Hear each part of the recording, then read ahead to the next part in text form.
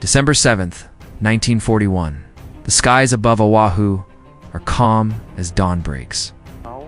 The stillness hiding a fleet of approaching doom. 6 Japanese carriers glide through the Pacific mist, packed with over 350 aircraft fighters, dive bombers, torpedo planes, readying for a strike that will shock the world. In a few short hours, Pearl Harbor will be scarred by flames, bombs, and chaos. But cue the record scratch. What if the timeline glitched? Anchored just outside the harbor is something never seen before, something that bends reality itself. The USS Gerald R. A 100,000-ton nuclear-powered supercarrier from the future. Steel and circuitry meet palm trees and battleships. Can one ship from 2017 change the fate of America's darkest day? Or is it just sci-fi wishful thinking? Let's break it down first. What exactly did we just teleport into 1941? The Gerald R. is more city than ship, stretched longer than 3 football fields.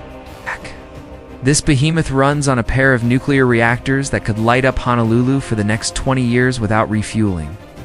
Its size, over 100,000 tons, makes even the largest World War II carriers look like bathtub toys. Top speed: 35 miles an hour, faster than most destroyers from the old days. If Godzilla showed up, this is the floating fortress you'd want to hide behind. But stats are just the prologue.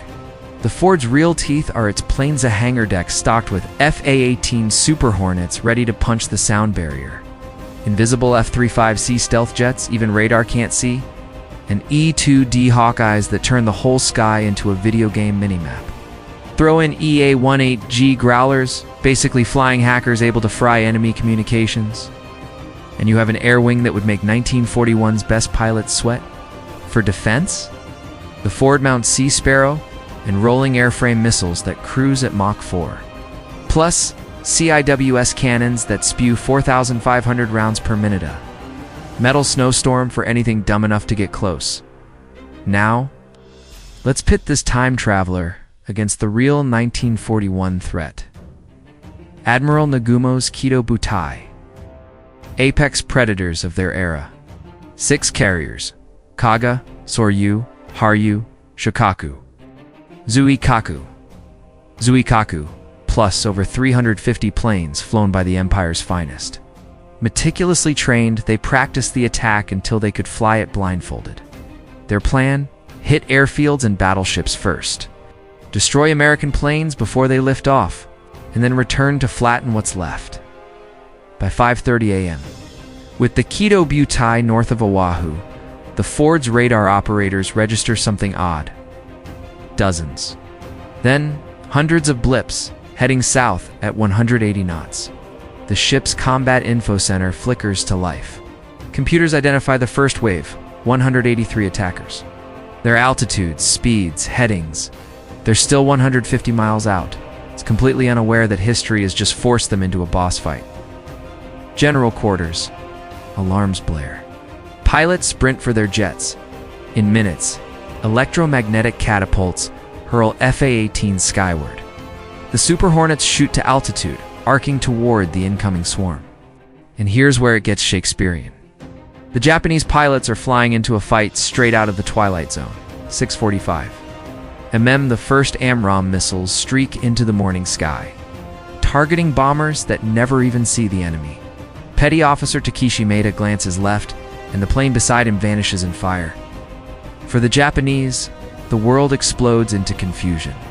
There's no warning, just invisible attackers, chaos, and deadly silence. Panic curls through the formation.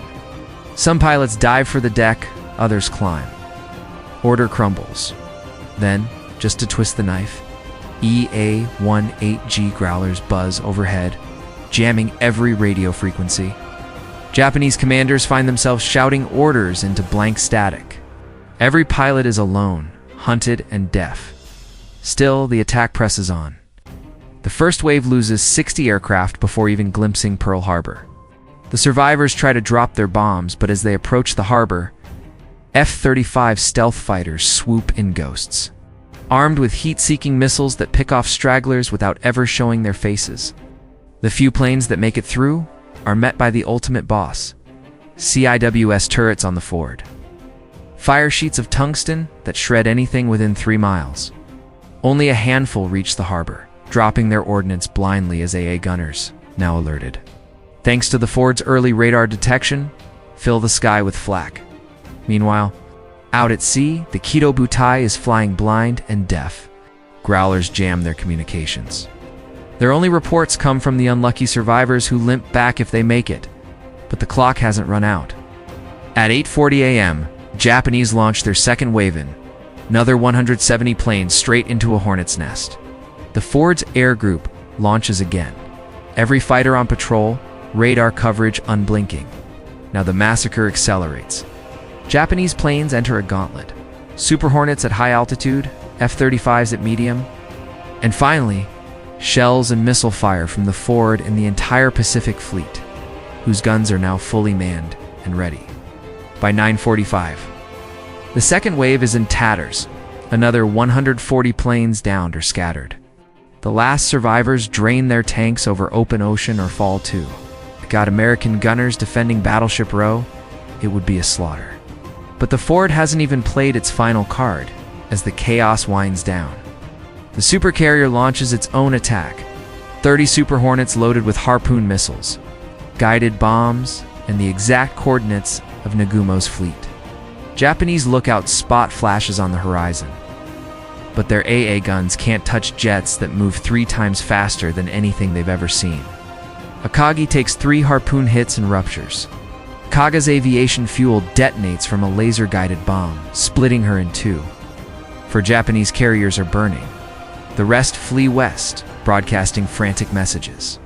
But the growlers are still up, so only those within shouting distance can hear. When the smoke clears, Pearl Harbor's legend gets a rewrite. Over 300 Japanese planes lost, 4 carriers sunk, the best pilots gone.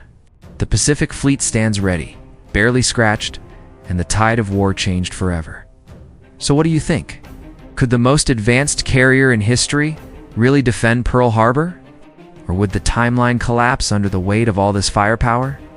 Hit like, tell us your alternate history in the comments, and subscribe for more brain warping. Military what-ifs. And if you're curious how a modern destroyer would handle the Battle of Midway, check out the video on screen now. See you next time.